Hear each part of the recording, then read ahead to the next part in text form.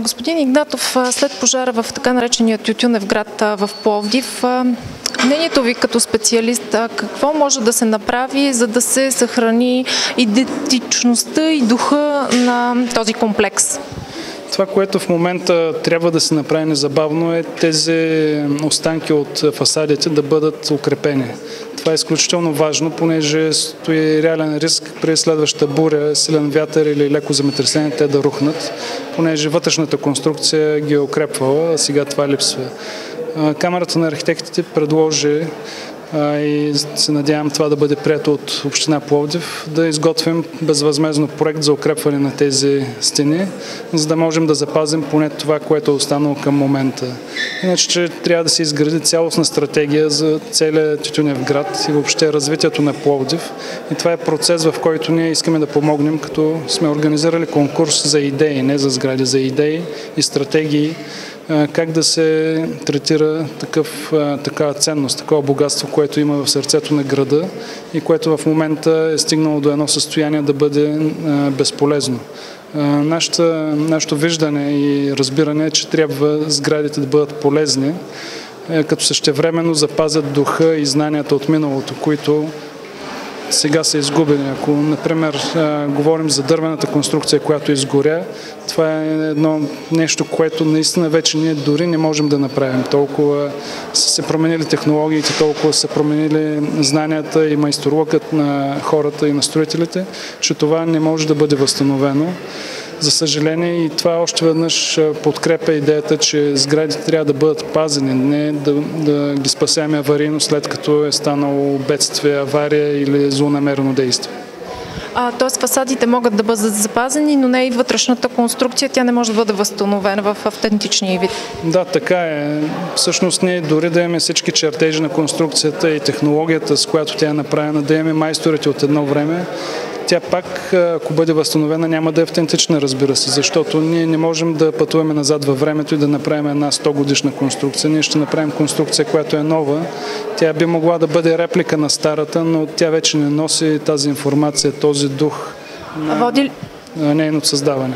Водили ли сте вече разговори с общината, с собствениците? Да, с общината водим разговори и чрез нашата регионална колегия в Пловдив. От тях, разбира се, има също голям интерес и смятам, че ще се сработим. С собствениците все още нямаме връзка, те са общо взето не комуникативни към момента. Според вас, какво е необходимо да се предприеме, за да се опазим тези паметници на културата, които вече десетилетия се рушат? Първото нещо, което можем да направим, е да настояваме законът за културно наследство да бъде приложен в цялата си тежест и строгост. Той предвижда механизми, в които ако една сграда не бъде добре съхранявана, тя да бъде отнета от собствениците и ремонтирана от общината срещу ипотека. Ако собственикът не може да плати за ремонта или не иска да плати за тези действия, тогава тя преминава в собственост на общината и тя би могла да я използва, да я превърне в културна институция или да я продаде, както всъщност реши според нейната политика.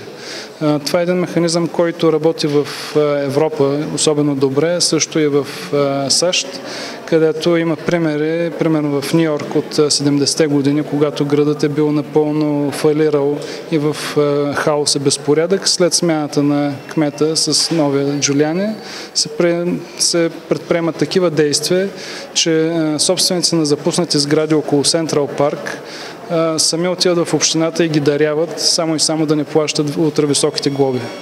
А тук работи ли закона за културното наследство и ако са необходими промени, в каква посока да бъдат те? Промените са необходими в това да се дадат повече правомощия на местните власти, като имам предвид, че правилният начин би бил към областните управи, понеже те са представители на държавата. Тогава областната управа може да се погрижи за всички общини, които са в нейна юрисдикция, законът да бъде прилаган и спазван. Това, което трябва да променим, е да засилим наказателните мерки и също така това, което трябва да се направи и в България, както и в другите страни, вандализмът да бъде обявен за криминално деяние и да бъде преследван по този начин.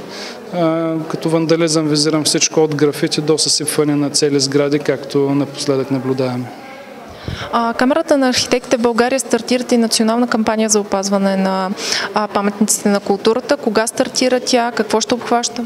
Кампанията стартира сега септември в Пловдив, като датата на стартиране е 12 септември.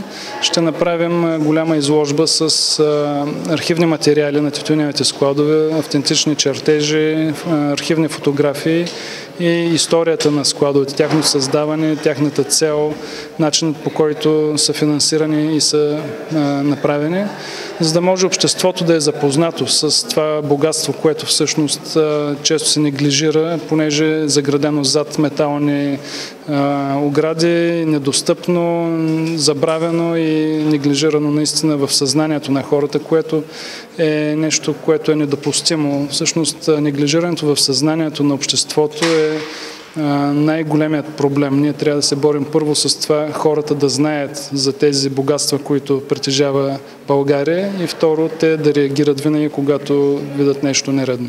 Вие имате идея специален знак да се поставя на сградите паметници на културата. Водили ли сте вече разговор по тази ваша идея с институции? Да.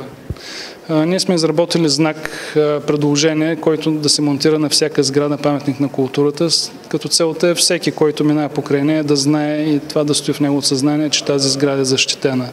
Смятам, че това ще бъде много полезно за обществото и за всички, понеже ще знаем, както гости на града, туристи, всеки ще може да ги идентифицира. Имахме разговори с Комисията по култура към Народното събрание и там тази идея беше прията много добре. За съжаление, август месец беше доста така слаб в отпуски, ваканции на различни институции. Отправили сме официално писмо покана към Министерството на културата за среща по този въпрос и се надявам, че тази инициатива и тази идея ще бъде възприета. Смятам, че всички трябва да настояваме това да стане реалност.